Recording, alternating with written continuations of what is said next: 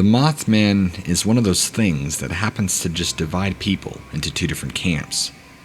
Those that think it's dumb, and those that think it's an intelligent and sentient being, and has its own motives. I lean towards the second.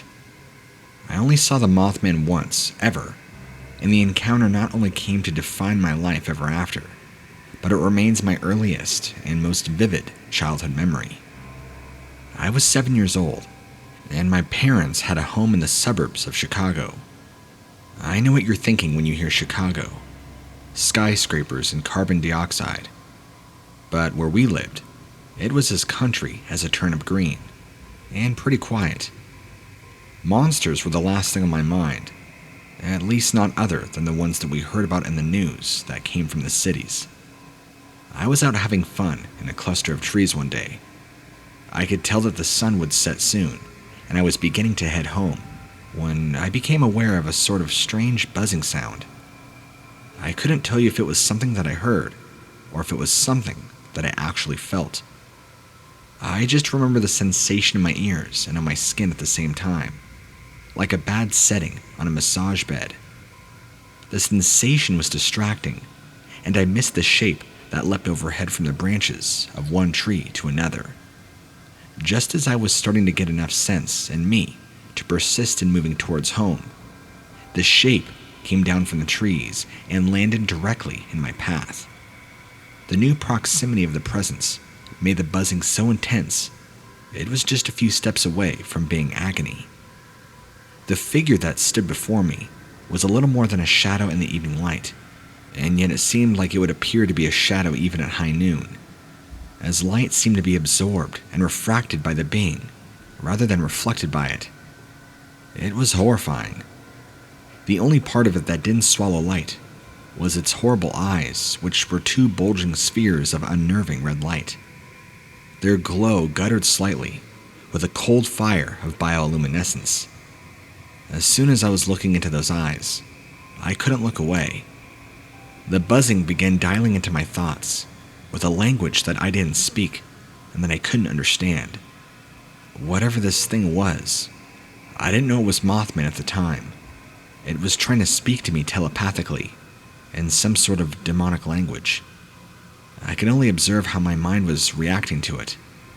I couldn't tell if it was psychic or something more.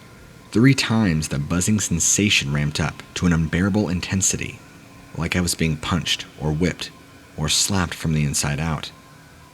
On the 3rd stroke, my vision went blurry, and I passed out.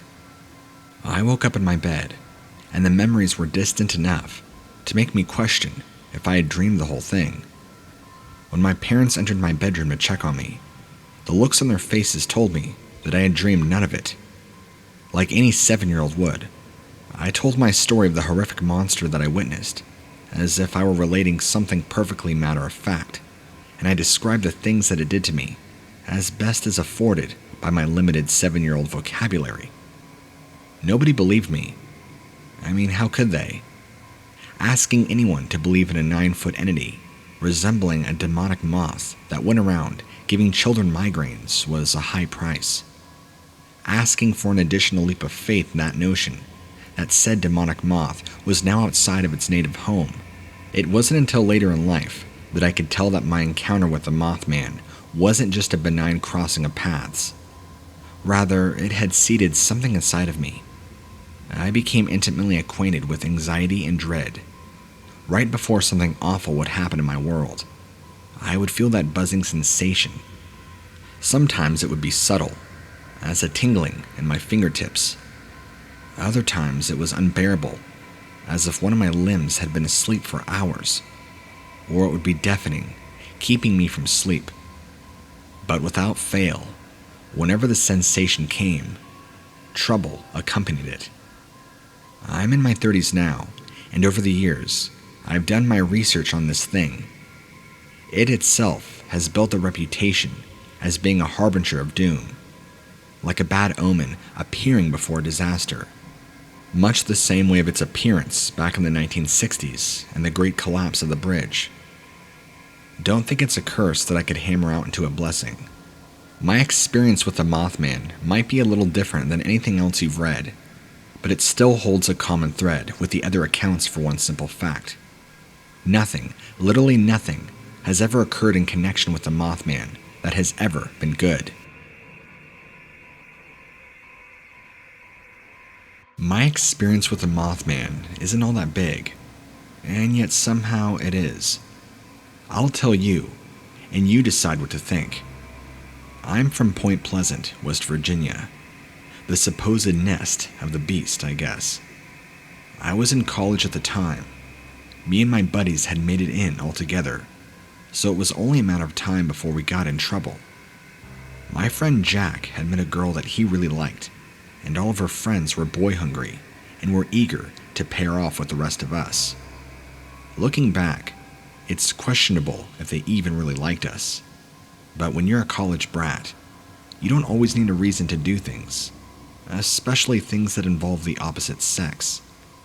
All we knew was that we were together, and each of us had a girl that we thought we could call our own, and we had access to some pretty decent alcohol and no adult supervision.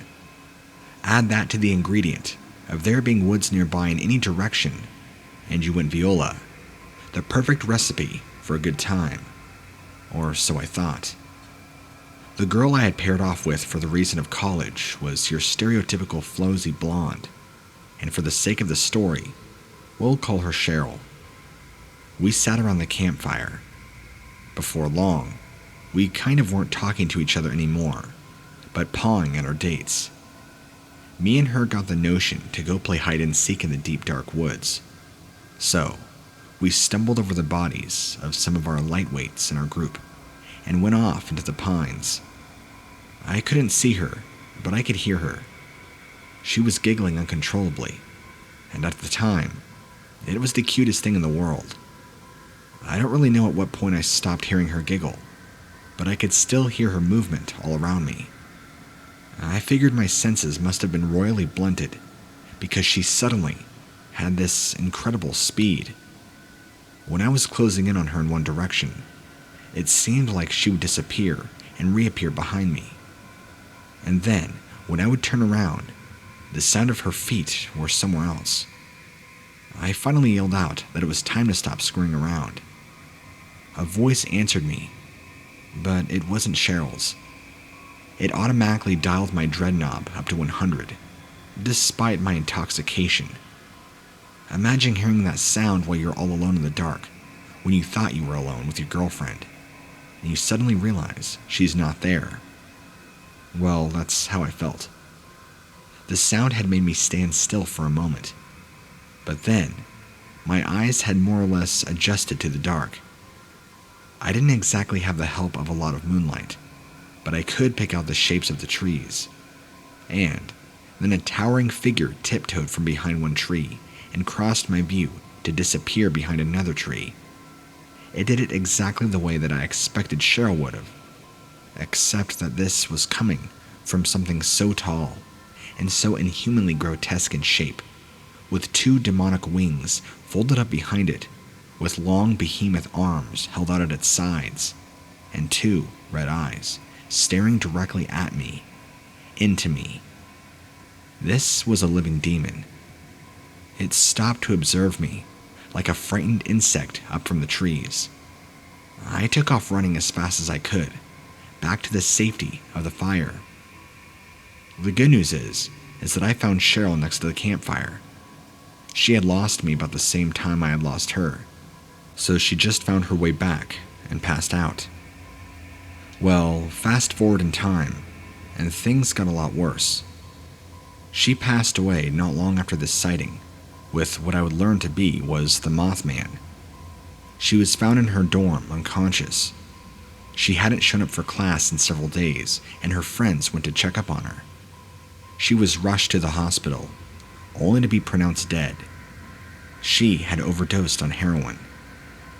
I don't know if that's one of the disasters that Mothman's appearance supposedly predicts, but did occur after my own personal encounters with this monster. I'll never know, and it's all the same if I never find out.